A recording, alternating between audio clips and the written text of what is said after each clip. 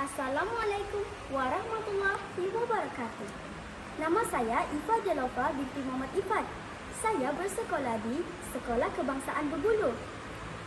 Pada hari yang cerah ini, saya ingin menceritakan kisah si Ali yang suka menolong.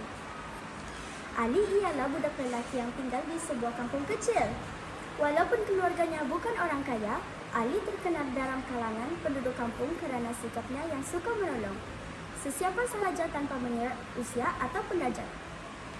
Setiap petang, selepas pulang dari sekolah, Ali akan membantu Pak Amil, jiran tuanya yang sudah uzur. Dia akan menolong menyiram pokok di halaman.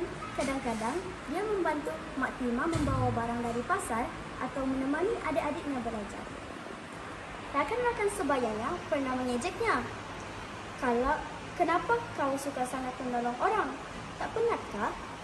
Ali hanya tersenyum dan menjawab, kalau kita mudahkan urusan orang lain, nanti Allah mudahkan urusan kita. Suatu hari, ketika banjir melanda kampung mereka, rumah Ali rosak teruk. Namun, tanpa disangka, ramai penduduk kampung datang membantu keluarganya.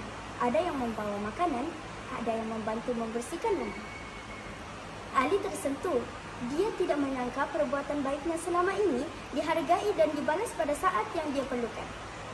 Jadi, pengajaran untuk kita, buat baik tanpa mengharapkan balasan dari orang lain. Kebaikan yang kita tanam hari ini akan membuahkan hasil pada waktunya. Assalamualaikum warahmatullahi wabarakatuh. Sekian, terima kasih.